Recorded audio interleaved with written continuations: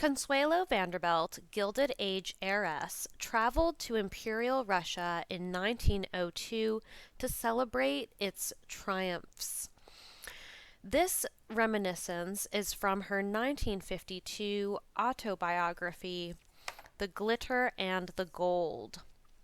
The video that you will see in this video is a summary of the Romanov family over centuries that debuted in February 1913. The winter of 1902, we went to Russia for the great court functions which then ushered in the Orthodox New Year. 2 years later, Russia was at war with Japan, and these functions never regained their former splendor.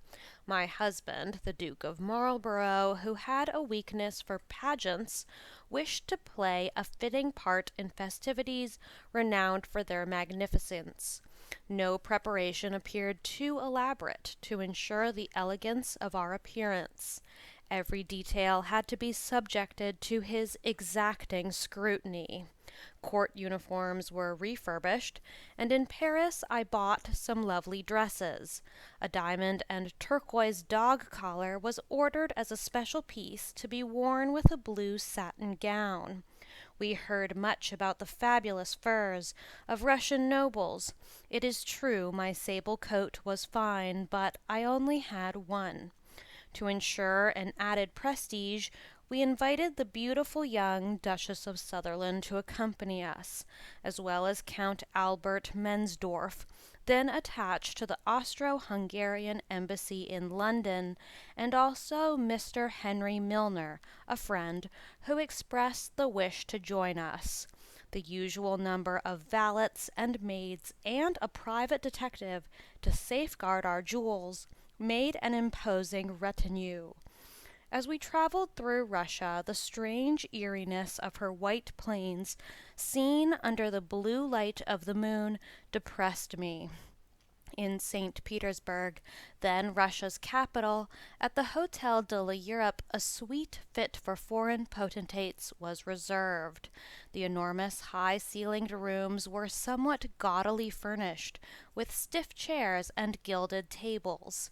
A strange and stuffy smell caused me to fly to the window, but the manager explained with the coming of winter they were sealed tight, a system of hot air providing the only ventilation. I felt imprisoned. The hotel could not compare with those of Paris, and my first view of the city when driving through its streets revealed little of the oriental splendor I anticipated. The wide, wind-swept avenues were lined with modern buildings in doubtful architecture taste. Only here and there a vast palace presented a facade of some distinction. The Orthodox churches with their domes and spires, the grim fortress of St. Peter and St. Paul, were, however, distinctly Russian. We were introduced to Russian society at parties in the British and Austrian embassies. I remember the British Embassy, a fine house on the quay from which one overlooked the frozen river Neva. The ambassador and Lady Scott received us with the genial kindliness they were noted for, and seemed pleased to welcome English visitors, of whom there were far too few. The Austrian ambassador, Freiherr Aloy Lexa von Ehrenthal, a typical suave and polished diplomat, also gave a dinner in our honor, at which he greeted the English duchesses by expressing his thanks for the compliment we were paying his country in wearing the Austrian national colors. It was only then we observed the Duchess of Sutherland's black satin and my yellow velvet did in fact represent the Austrian colors. I realized diplomats sometimes read more than is meant into a fortuitous circumstance. In this diplomatic world, so sensitive to social reactions, the undercurrents of the secret diplomacy then prevalent were inspired by Count Lambsdorff, Minister for Foreign Affairs in the Tsar's government. He struck me as a smooth and sinister personage, an Oriental at heart. I was told he never spoke to women, so I was flattered when he spent the evening with me. It was not until we went to a supper party at Countess Shuvaloff's in her great palace, with its private theatre and endless reception rooms, were entertained by the Orloffs and Beloskis, that we penetrated into Russian homes. However, these families were cosmopolitan rather than Slav. There were evenings when we drove in open sleighs to the islands on the frozen Neva, and supped and danced to Tizgane music. Russian days were short, but their nights were endless, and we rarely went to bed before the early hours of the morning. At the opera, the ballets were Tchaikovsky's. Diaghilev had not yet revolutionized the classic dance. The danseuse en tête had been the Tsar's mistress, according to tradition, and others had been assigned to the Grand Dukes as part of their amorous education. As the intrigues and scandals of society became familiar to us, we felt as if we had plunged into an 18th century atmosphere, so different was it to the rigid Victorian morality of England. We were privileged to attend 3 glorious court functions. For the first, a great ball of 3,000 guests, which was given at the Winter Palace. Milly Sutherland and I donned our finest dresses.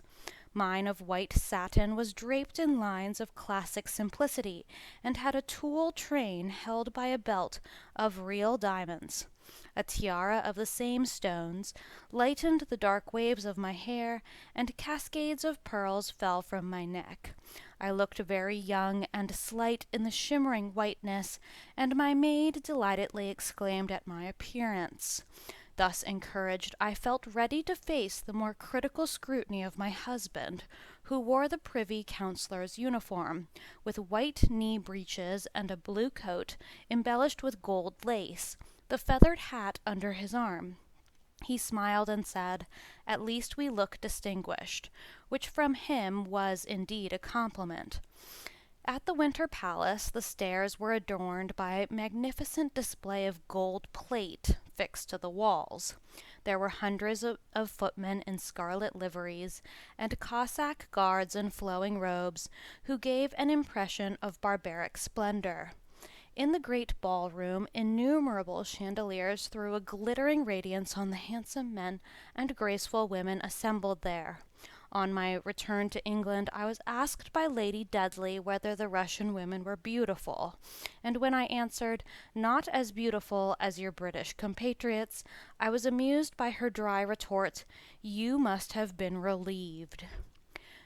With the entrance of the Imperial family to the inspiring air of the Russian anthem, the procession of Grand Dukes in splendid uniforms, the Grand Duchesses lovely and bejeweled, the beautiful remote Tsarina Alexandra and the Tsar Nicholas II, the ball took on the aspect of a fairy tale. With the first strains of a mazurka, the Grand Duke Michael, the Tsar's younger brother, and the Tsarevich, since an heir had not yet been born to the sovereigns, invited me to dance.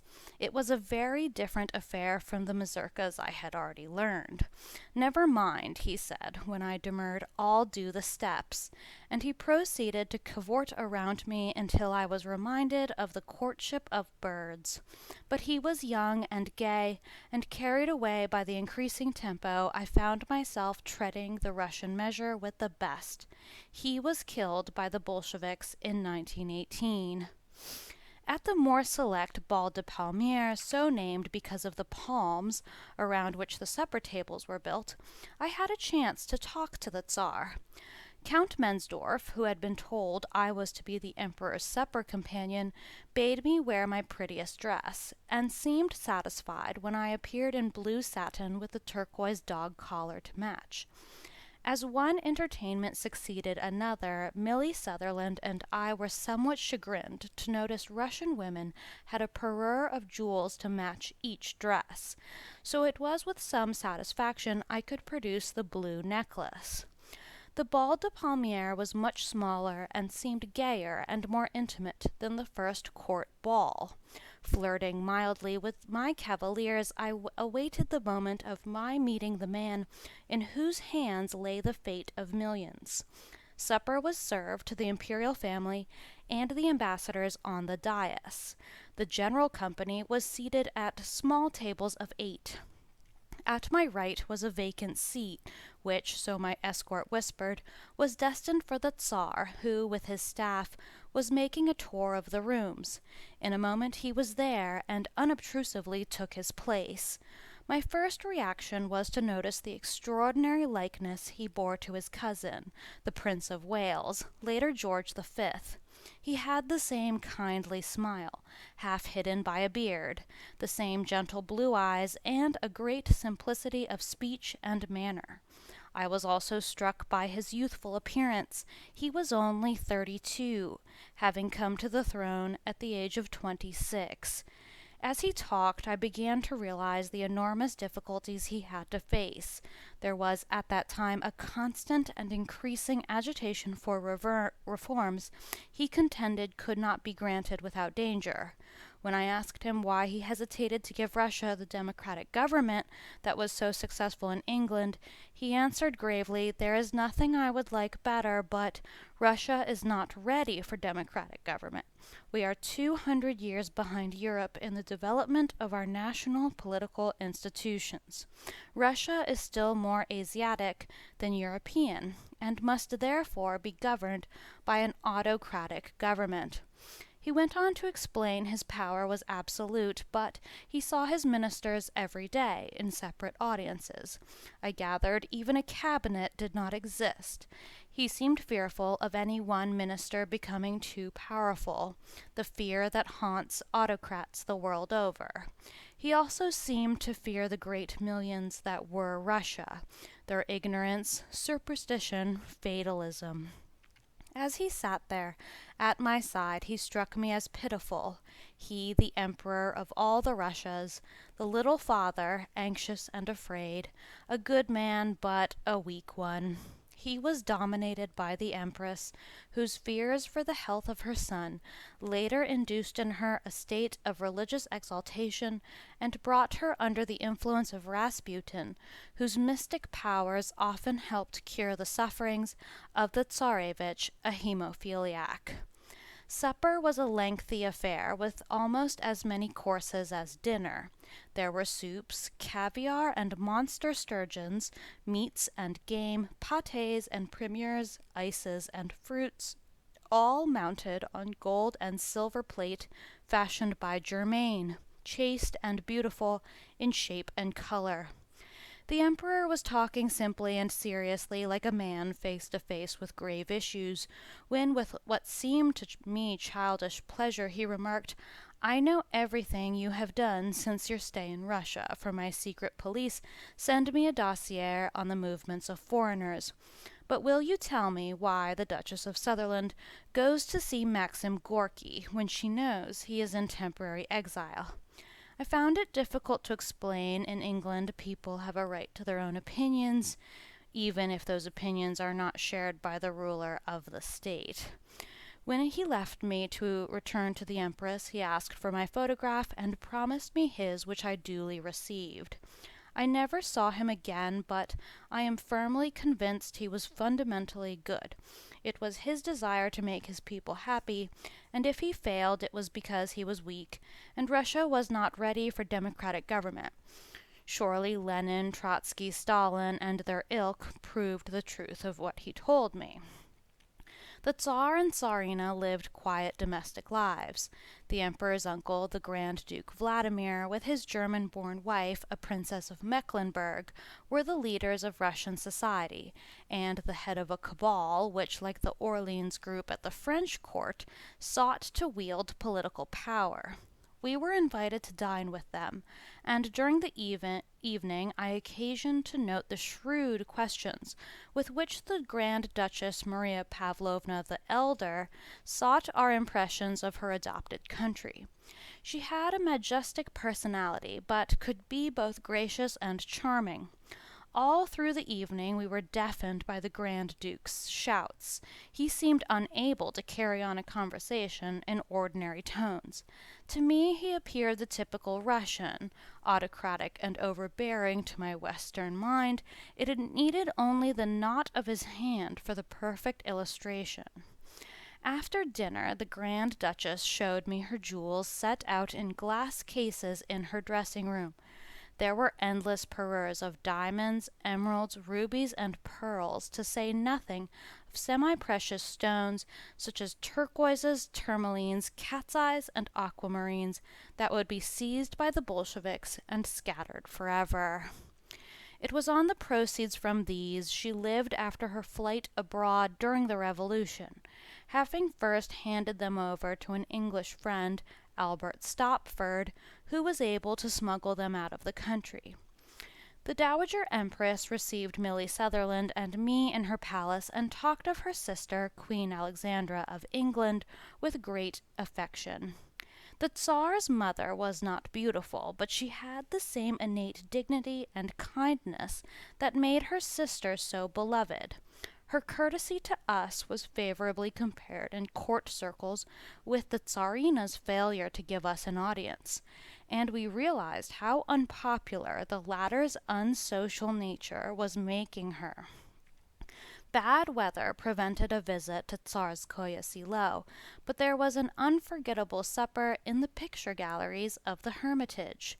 It was indeed a beautiful scene, looked down by Titians and Van Dycks of the Imperial collection. The evening opened with a ballet in the Hermitage Theatre built for Empress Catherine of Russia. In its small and intimate circle were gathered the imperial family, with the great nobles of Russia, the Chevrolet Guards, the Corps de Page, Cossack officers in their picturesque uniforms, and lovely women, a brilliant company. We found the places allotted to us, and the curtain rose. I cannot remember the ballet, but whether by mischievous command or fortuitous chance, the air Malbrook ça va en guerre suddenly floated out, and the emperor and the audience smilingly turned to us. It was as if we were being taken into the small world which this court represented, as we heard the air referring to the first Duke of Marlborough. A world so self-sufficient, so sure of its destiny, and yet, alas, so blind to the evils without. Even in that moment a flattered elation of premonition of tragedy came to me, and I thought of how Beaumarchais' Figaro had been acted at Marie Antoinette's command at Versailles, shortly before her undoing.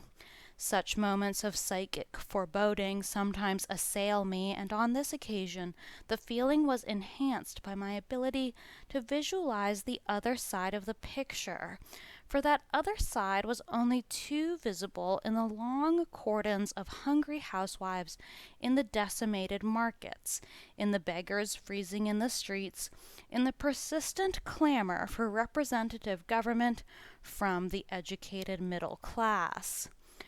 We had a more democratically staged evening when we dined with the Minister of Finance, Count Witt.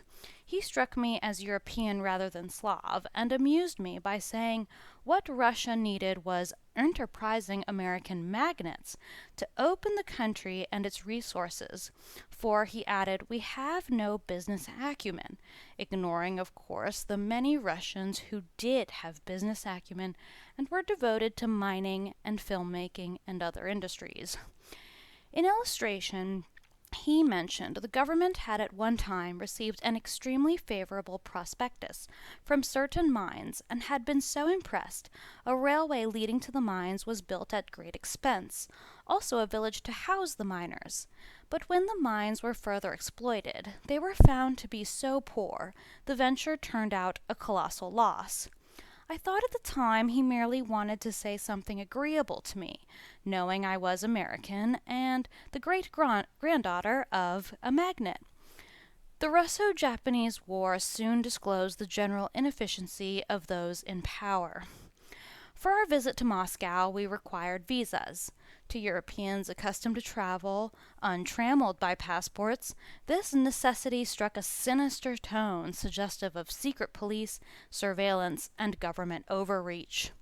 We realized not all strangers were welcome when we heard of what happened to the Ephrussis, who left Paris with us. Madame Ephrussi was a daughter of Baron Alphonse de Rothschild, the French head of the great banking family. She had a small head, which, like a bird, she tilted slightly to one side, looking up with soft, mischievous eyes, framed in delicately penciled brows. While in Paris, we had been told of the fortune she was spending on jewels and gowns for her anticipated conquest of the entire Russian court, and were surprised during our fortnight in St. Petersburg we never saw her. Years later, the Tsar's chamberlain, who like so many white Russians found refuge from the revolution on the French Riviera, disclosed he had the disagreeable task of informing Madame Ephrussi she could not be received at court, since her husband was a Russian Jew, a fact that was withheld from the ambassador in Paris and unearthed only on the arrival of the Ephrussis in the Russian capital. Their ability to stimulate and prejudice certain factions of the Russian court were not viewed kindly by the Tsar. I never had a more disagreeable task, the Count added. I thought she was going to die of hysterics. When we arrived in Moscow, Russia enveloped us. Left behind was the Cosmopolitan Society of St. Petersburg, which spent its winters gambling at Monte Carlo, its springs racing in Paris, its summers at Kurs, impressing the whole world with its air of fabulous opulence. Moscow was Asiatic rather than European. The Kremlin behind its immense walls was Oriental. It had color and grandeur, spires which, like minarets, pierced the sky, and churches which, with their gilded domes, looked like mosques. In St. Petersburg, French art and Italian architecture inspired the rather baroque palaces built for the rich. Like Catherine the Great, her nobles acquired pictures and furniture from abroad, and the works of famous French painters, sculptors, and cabinet makers were found in the best collections. But to me, these palatial interiors, in which the icon with its flame and the steaming samovar were the only distinctly Russian features, lacked the perfect taste one finds in France, and, of course, distinctive Russian elements. One could not imagine oneself in a French house any more than one could mistake a Fabergé jewel for one by Cartier. It was evident the Russian genius found expression in music and literature, rather than in the plastic arts, just as the rivers of France recall a Sisley, her villages a Passaro. Russian scenes evoke description by Turgenev or Tolstoy, or the echoes of a well-known folk song. The few days we spent in Moscow were busy with sightseeing. We dined with the Grand Duke Sergei and his beautiful wife, the Grand Duchess Ella, sister of the Tsarina. As governor of Moscow, Grand Duke Sergei lived in the Kremlin, one of the handsomest men I have ever seen. He was well over 6 feet tall, and in his uniform a most imposing person. He had, however, a cruel and arrogant air. As he was doing the honors, I thought what a magnificent Mephistopheles he would make, and the self-satisfied gleam I caught in his eye made me realize he sensed my thought. He was bitterly hated in Russia, I believe. Assassins dogged his steps, and had it not been for the constant attendance of his wife, who was greatly loved for her charity and goodness, the fatal bomb would have found him years before it finally did. Despite the interest of our visit, we left Russia with no regrets. The wastelands of its plains, where every sign of life was muffled in snow, chilled me. I was happy to return to the scenes of domestic contentment the little villages and fields of England bespoke at the time.